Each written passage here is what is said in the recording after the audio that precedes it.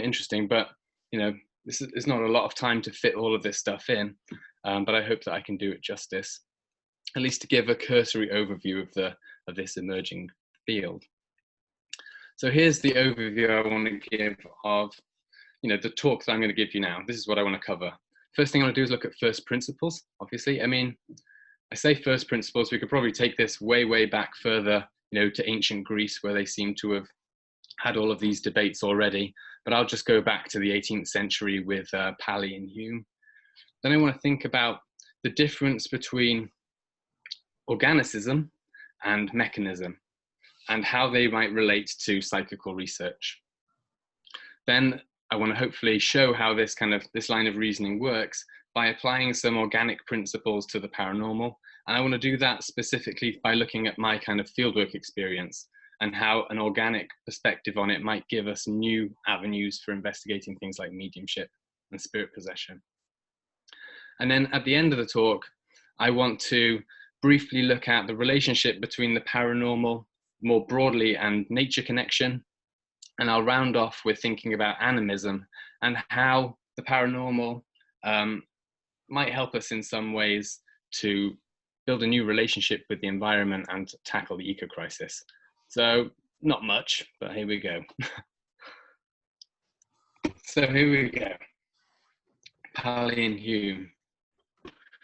It's not actually that often that I find myself agreeing with David Hume, because he's a very, empirically minded fellow, and he rejects a lot of claims to the paranormal, perhaps in like a, throwing the baby out with the bathwater kind of way.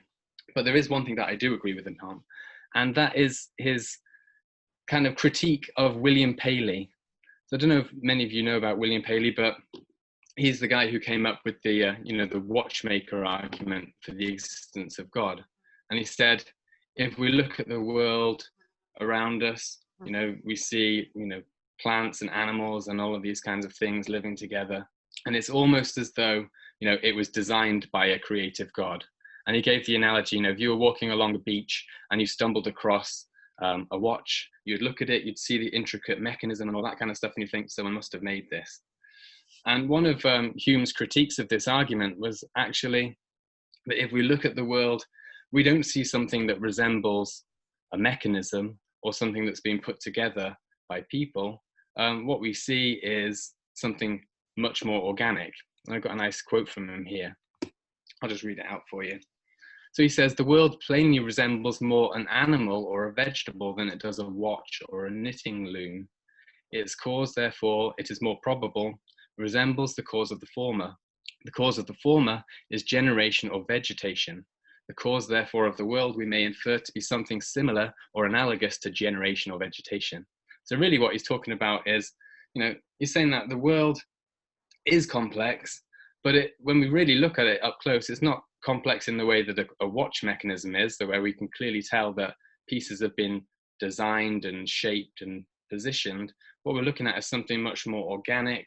I think really what he's kind of getting at quite early on is the idea of, evolution and that kind of thing, that, these things change over time. So I thought this was an interesting distinction to make, between a mechanistic view of the world on the one hand and an organicist view, organistic, however you want to call it, organic view of the world. So I've been exploring what an organic perspective might tell us, when we apply it to the paranormal. And that's what this talk is about. Okay, so just to think about some of the differences between organicism on the one hand and mechanism on the other hand. We've got a nice little illustration here. We've got a mechanism here with, cogs and gears and things like that. It's very ordered. And like William Palley said, if we look at this, then we would think that someone has put it together, because they have. So a mechanistic worldview is quite ordered. It's usually a materialist worldview as well. So they're basically saying that matter is the building blocks of existence, and essentially then that we can reduce everything down to matter in order to explain it. On the other hand, we've got the more organic perspective. So when we look at organisms, we see lots of component parts, kind of working together in kind of like a self-sustaining relationship. So, if we look at a cell, for example, everything in the cell works together essentially for the benefit of the whole. So an organicist view is much more kind of, it's much less reductive, I suppose is the best way of putting it, much more interested in complexity and the kind of bigger picture. And you might notice here, I'll just put these things, so, an organic perspective is much more holistic. It sees the whole as important. So, cells and stuff work together to produce a whole organism. So it's kind of like a little bit more cooperative as well. Whereas the mechanistic view thinks, the best way to understand the world is to break it down and look for the cogs, basically, the component parts. So this is broadly, the big differences between organicism and mechanism. I can't go into too much detail about it because I've got a lot to get through, but hopefully it'll become much more easy to understand as we go through.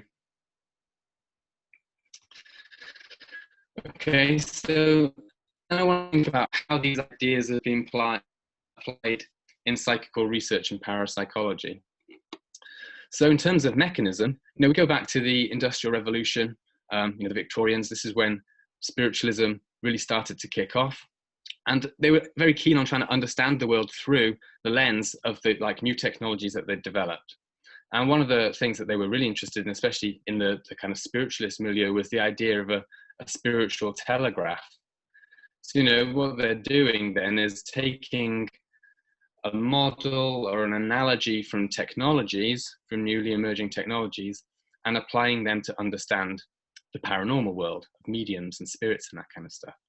So in that sense, they're applying, a technological, mechanistic framework for understanding the paranormal. Another example might be the idea of, the brain as a computer.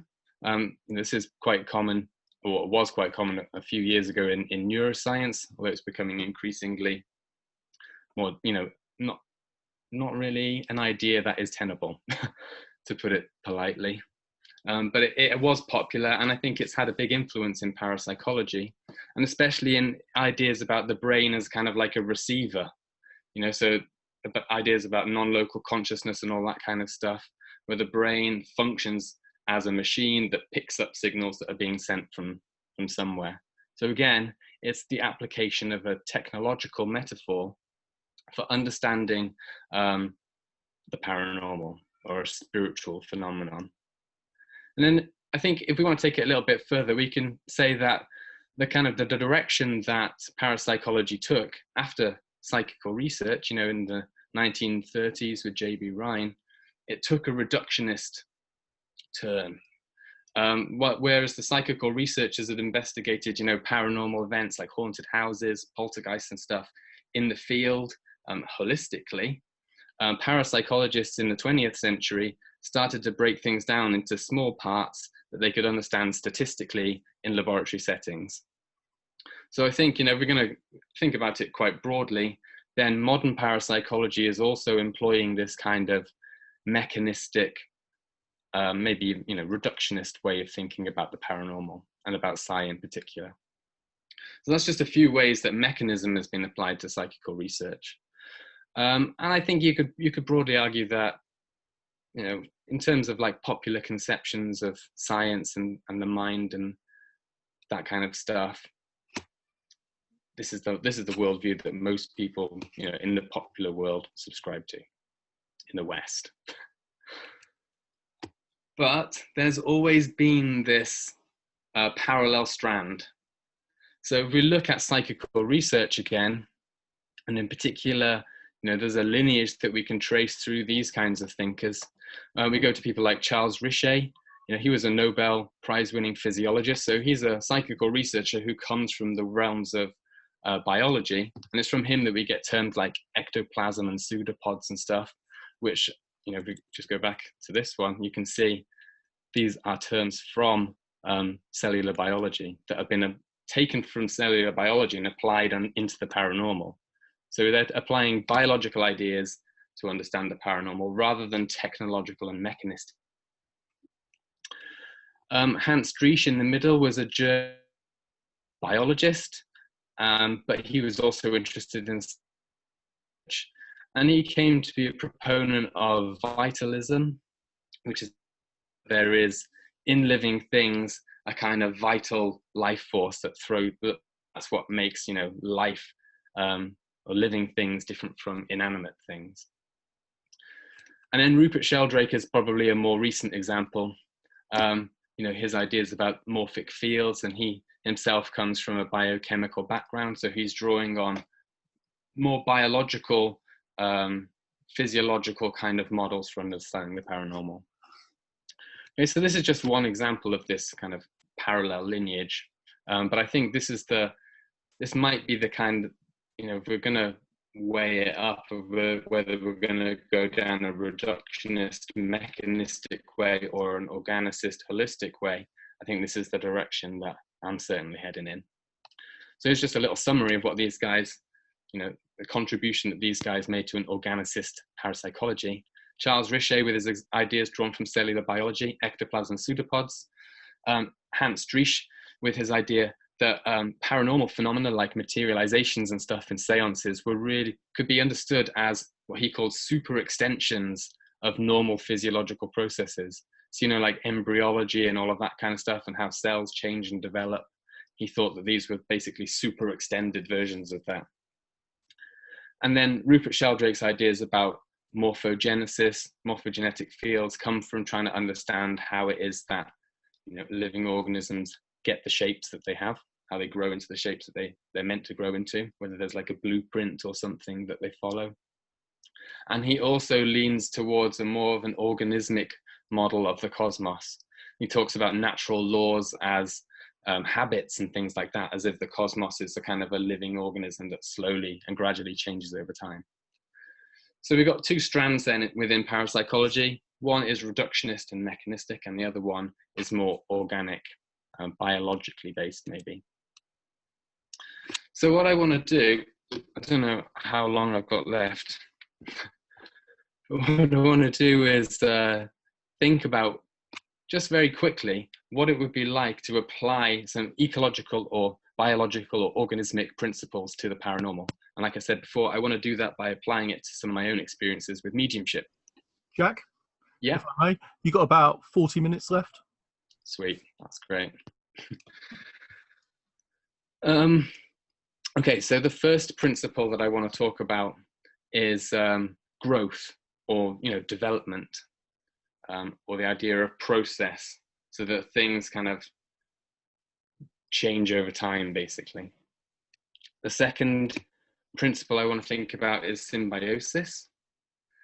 And the third principle is a bit broader, a bit broader than those two, is the idea of systems, holism, and complexity. So these are the three I'm going to go through now and apply these three principles to mediumship broadly. So just in case anyone doesn't know, my PhD research was with spirit mediums in Bristol, a place called the Bristol Spirit Lodge. And I've got my kind of ethnographic monograph, or whatever you want to call it, coming out in a few months' time, which kind of encapsulates all of my experience in the field and my attempts to make sense of it. But this organismic way of thinking has only relatively recently started to come into the picture with me.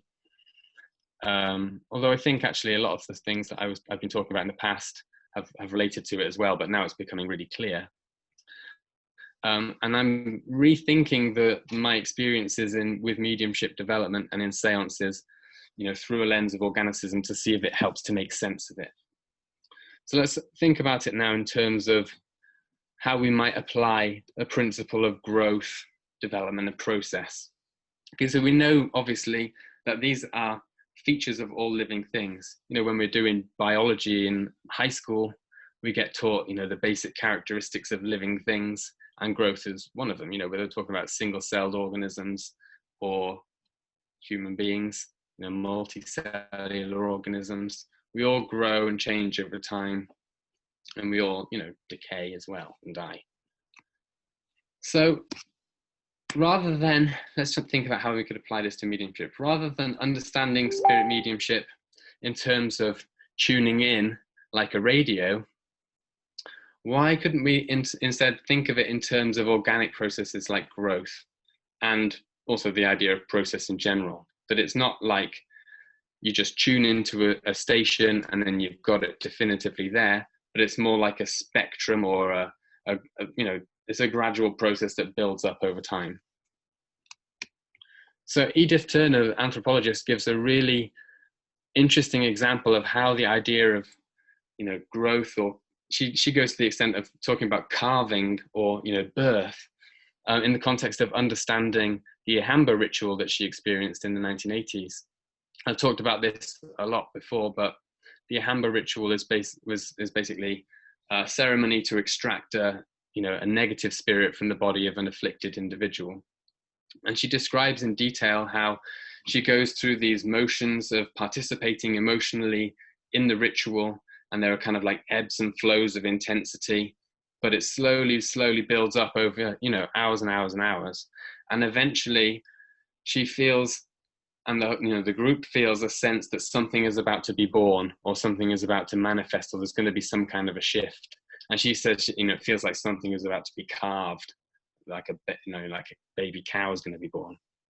And then at the climax of the ritual, she sees this ectoplasmic kind of like gray plasma thing extracted from the back of the afflicted patient. So, the idea that it is more of a kind of a birthing process, I think, is quite interesting. And if you apply that then to seances and mediumship development, like the kind of thing that I experienced, then seances become almost like, mini birthing processes for spirits that take time.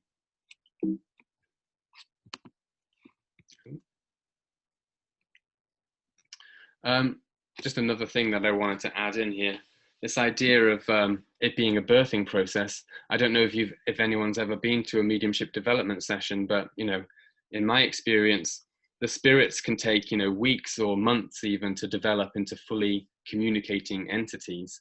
And the circle leader kind of picks up on subtle movements in the body of the medium, picks them out and kind of focuses in on them. So, like if the medium twitches, then it's the presence of a spirit.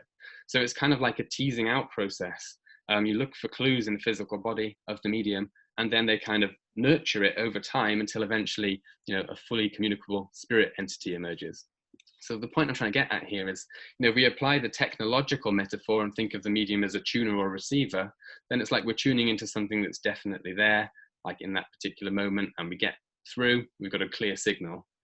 Whereas if you look at it from the more kind of organismic, processual kind of, birthing and growth perspective, then, essentially developments, mediumship development is like growing spirits in a way, which is interesting. I don't know what the wider implications of it are, but it's definitely, a different way of thinking about mediumship development. Okay. The second thing I want to think about, second principle, is the idea of symbiotic relationships. Something's gone weird with my slides here.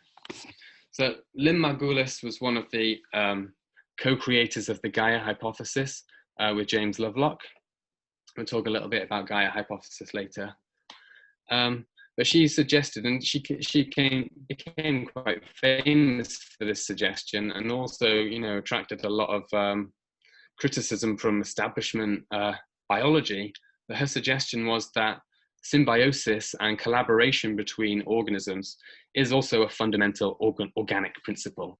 So when we think about the way that we usually understand evolution, it's like survival of the fittest, got individuals competing against each other. Well, when we look at the natural world, we also see, symbiosis, organisms that live, in harmony with each other, but harmony in inverted commas. There's also the other extreme with parasitism as well, parasites. And I think this is just one little caveat to this. I don't want to make it seem as though I'm presenting a rose-tinted view of ecology. There are also, things that we could consider like negative principles of ecology as well, which could equally be applied. Things like death and predation and all of that kind of stuff. And certainly in the context of, spirit possession and all that kind of stuff, then the parasite model seems to work. But anyway, symbiosis is a positive thing as well. Collaboration between organisms is pretty interesting. And mycorrhizal fungi are perhaps, one of the best examples of this kind of symbiotic relationship in the natural world. Mycorrhizal fungi are essentially a kind of fungus that attaches itself to the root system of plants and trees. And it's a reciprocal relationship, mutually beneficial, because fungus can't photosynthesize, so it needs sugars, it needs to get sugars from somewhere. And the plants need access to nutrients and water. So the fungus provides the plants with access to a broader network, more water and nutrients by extending the root system. And then the fungus in return gets sugars from the plant, which it produces through photosynthesis. So it's kind of like a mutually beneficial relationship. This is what a symbiosis is. And there's also lots of interesting stuff recently about these networks in the soil connecting plants and how they might be used for electrical message signaling and all of that kind of stuff, which is all super interesting as well. So again, let's try and think about how this symbiotic view might be applied to the paranormal and to mediumship. So mycorrhizal fungi are liminal entities. They exist, between, the mycelium or the network exists between the fungus and the root system. So it's liminal, it's between places. So what happens then if we apply this idea to similar classically problematic issues like the mind-body relationship, for example? So, if we have the mind-body relationship and we approach it from a symbiotic perspective, then, the dualistic perspective obviously is that mind and body are two separate things, that they can't, there's something totally different about them. Whereas a symbiotic perspective would suggest that actually in some way they are, interconnected. Mind and body might be mutually related. So, apply it to spirit possession, then the spirits are actually symbiotic, living liminal entities that are manifested through the physical bodies of mediums, which is a pretty interesting way of thinking about it. Yeah, if that makes sense. So, could mind and matter be symbiotically related to each other? Could the physical performances of mediums also be the spiritual manifestation of non-physical beings? Maybe. Spirits are liminal entities. Well, we know that they are, but maybe we can use the model of other kind of, liminal entities that are not a challenge to science to kind of, super extend it like Hans Driesch said, and think about spirits in that kind of way, maybe. Okay, and then the third really big principle is the idea of systems, holism, and complexity. So in ecological science, the ecosystem is probably the most famous idea, but it's also probably the most important. This is just a very simple, illustration of an ecosystem, but you can see that everything is interconnected. In the real world, all of these different interconnected systems are connected with each other as well. So it's like a, infinitely complex relationships between all of the various different kinds of elements and organisms and all of that kind of stuff. So the chief and the overall worldview that you can take away from ecology is of an interconnected world. You can extend that out into the cosmos as well. So there we go. Ecosystems consist of relationships between living organisms and also between organisms in the non-physical environment. And if you get a chance to have a look at, check out a video about trophic cascades by George Monbiot, where he describes how the reintroduction of wolves in Yellowstone National Park in the 90s actually had the effect of stabilizing rivers. So there's even relationships within ecosystems between, things that we would consider inanimate in the West, like rivers, and living organisms like wolves, which we would not think there was any connection. But because of the way that energy cascades through systems and the interactions, those kind of effects occur. Okay, so they're we can think of those in a way as like emergent complexity, emergent effects, that kind of stuff. If you have complex systems, then you have complex effects. One thing that's really interesting about ecosystems is that they tend towards increased complexity and increased diversity. So, there was a biologist called Frederick Clements, and he talked about, his idea was succession, and he thought of succession as kind of like the process by which communities of plants, for example, mature into, he called them like superorganisms. Like a forest is a superorganism, is a community of different kinds of trees that all work together to ultimately to change the environment, the atmosphere, the air content and everything inside woodlands is different to outside of woodlands and all of that kind of stuff. So through the process of succession, ultimately you get to these incredibly complex, highly biodiverse systems. And, like the Amazon rainforest is the prime example. There's so many connections between different species going on there. That's kind of where nature generally trends towards. Okay, it's actually quite a controversial idea in ecology as well, because, as in all branches of science, there are backwards and forwards between, people who want to take a more reductionist view and people who want to take a more holistic view. But, succession is an ecological principle, and people still debate it though. Okay, so really what ecology requires of us is this holistic perspective where we understand, organisms, not in terms of being like individual entities, but in terms of the relationships that they're engaged in with different kinds of species. So if we want to take an ecological perspective on the paranormal, for example, then we have to embrace complexity. So we apply it to mediumship. Mediumistic experiences and phenomena, we could say, occur within a matrix of different kinds of processes, loads of different kinds of processes, like physiological processes, brain state changes, sweating and all of that kind of stuff, and psychological processes, like the things that the mediums are thinking about and all that kind of stuff, social processes, like in anthropology, I tried to explain spirit possession in terms of social functions. Well, I'm not saying that those things don't happen, but they're only part of the picture. And then there's also the possibility of psi, and transpersonal, other kinds of processes that are going on as well. So what it means then is that, when we're trying to understand a seance or a mediumistic demonstration, we can't really remove it from this wider context, which is what people generally tend to do. They want to understand, for example, whether it's true or false, So they're automatically reducing something that's really complex into a binary distinction, which doesn't necessarily work. And what it also does is it opens up the possibility for, like I was saying before, kind of like emergent phenomena that, at the end of the day, the seance can't be reduced to any of its constituent parts.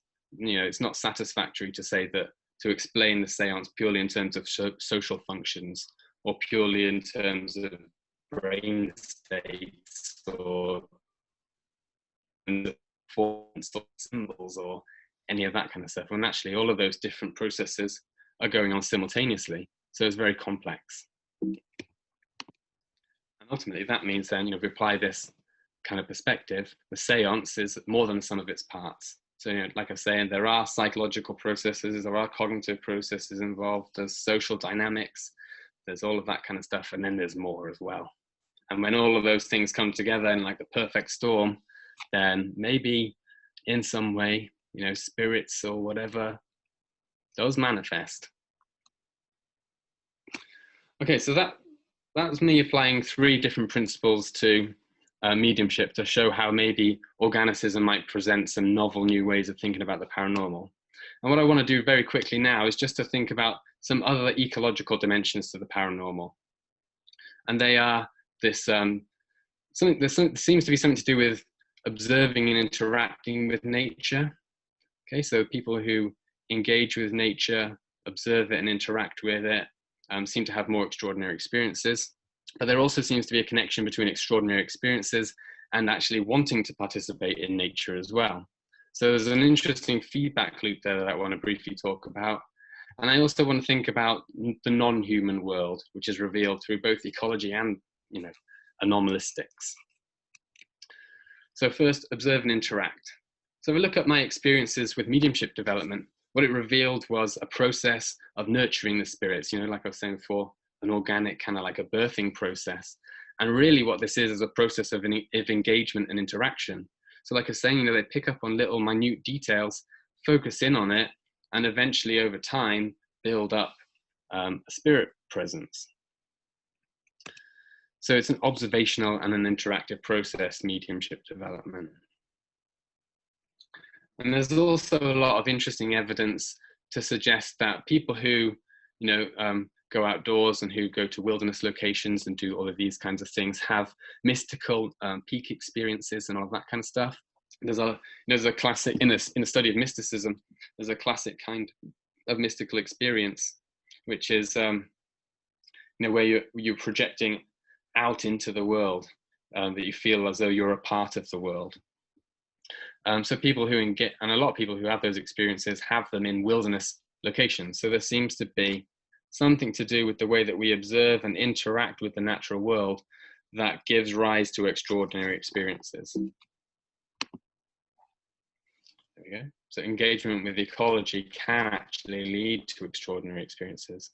And I did a little bit of research with permaculture practitioners who, permaculture is an ecological design process. It's basically like gardening, but it extends out into other spheres as well. And I did find, not everyone, but some people who spend a lot of time in their gardens, they will engage with the plants and things, and they will experience things that, from a mainstream, Western materialist scientific perspective are not possible, like communication with plants and that kind of thing.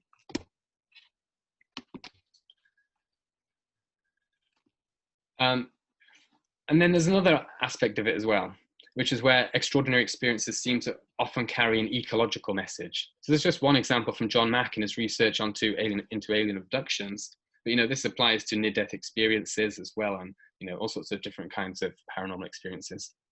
He says, it seems impossible to avoid the observation that the alien abduction phenomenon is occurring in the context of a planetary ecological crisis that is reaching critical proportions, and that information about this situation is often powerfully conveyed by the alien beings to the experiences. So I don't want to get into, thinking about what are the motivations of the aliens and all that kind of stuff, which, someone's going to have to think about. But it's just interesting that extraordinary experiences across the spectrum, from alien abductions to near-death experiences and all the rest, often leave the experiencer feeling as though they're part of the world again. They realize their place in the cosmos. It can be a frightening experience because they realize that there are actually predators out there that are bigger than us, for example. But yeah, so it's a two-way thing. If we engage with the world, we have extraordinary experiences, but if we have extraordinary experiences, it can also encourage us to re-engage with the world. And I think there's something in that can be explored.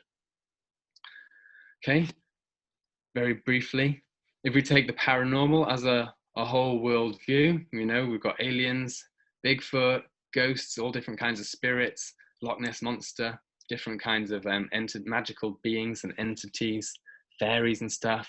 We've also got mind-to-mind communication and all of that kind of stuff. But, if we think about this, from an anthropological perspective and a comparative perspective, then what we've really got is another form of animism. The idea that the world is populated by minds, different kinds of entities and beings that we can engage in relationships with. Okay, so the paranormal world reveals a world full of non-human minds, and so does the world of ecology and biology and all of that kind of stuff.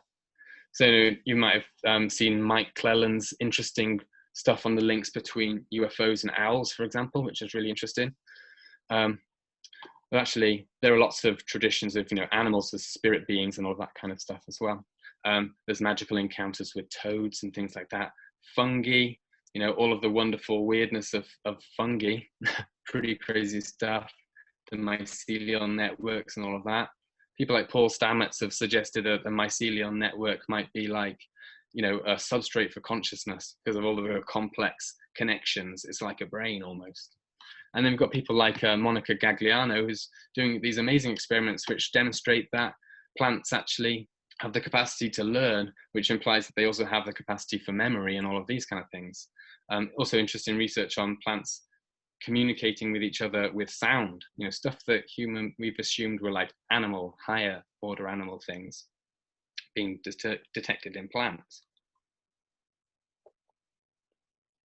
So slowly, ecology, biology, sciences are also revealing, like paranormal, that the world is full of different kinds of minds, plant minds, animal minds, and maybe even also eventually rock minds and things like that. And like I was saying, if we take all of this together, it kind of implies an animistic worldview. And Graham Harvey, scholar of religion, gives a really useful animism that I like, and I think it's much better than older kind of definitions that were loaded with colonialist ideas and imperialist ideas about primitive cultures and all that kind of stuff. Graham Harvey's, he's moved beyond that. So animists are people who recognize that the world is full of persons, only some of whom are human, and that life is always lived in relationship with others. Animism is lived out in various ways that are all about learning to act respectfully, carefully, and constructively towards and among other persons.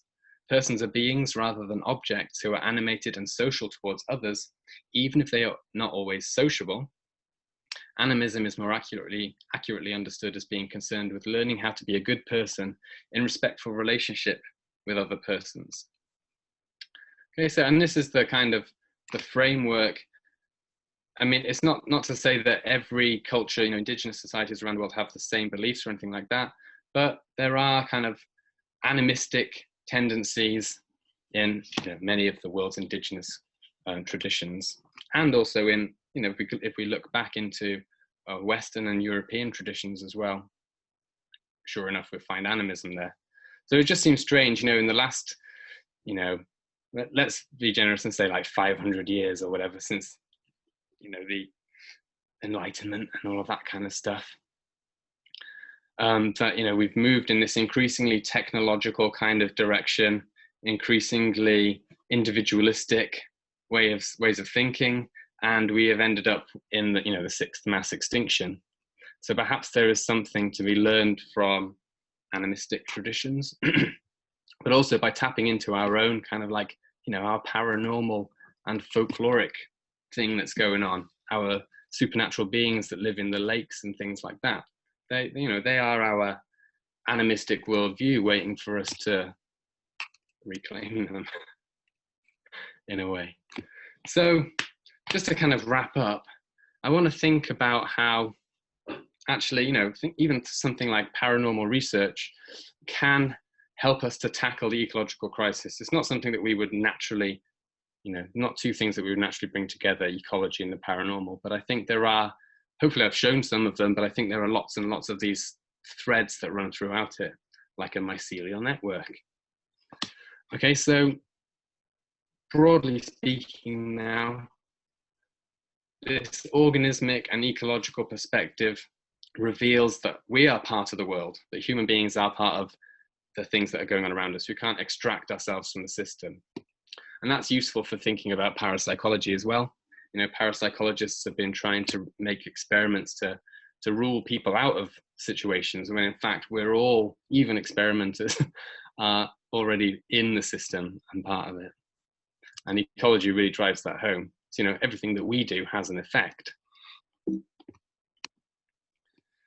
it's also clear that the more that we engage with the world, the more we open ourselves up to extraordinary experiences, interactions with toads and things like that, interactions with plants.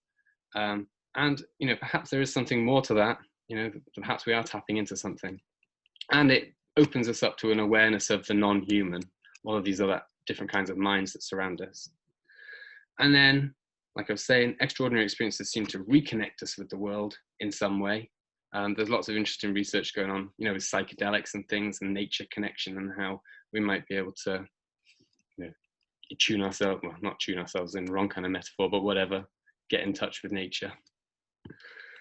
And maybe this can be a feedback loop for positive action, maybe in some way.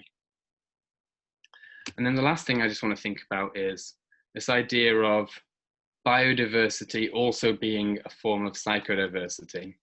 So, like I was just saying about,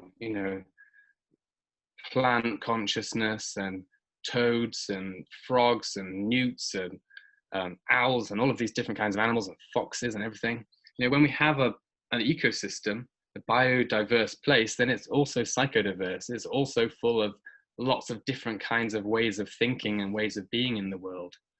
And so if we think about this idea and super extend it, then maybe it's not so surprising that there might be, spirits, and in fact there are spirits in animal form, for example, non-human consciousness. So it just makes things seem to fit together quite nicely. Okay, so I hope that wasn't too garbled. If you are interested in exploring some of these connections further, then you can check out this book, Greening the Paranormal. It's got chapters from a range of different contributors, and they all explore different dimensions of the relationship between ecology and the paranormal. So that, there's stuff in there from like anthropological perspectives, there's parapsychological point of view, cryptozoology, indigenous perspectives, the relationship, the role of psychedelics and all of that kind of stuff.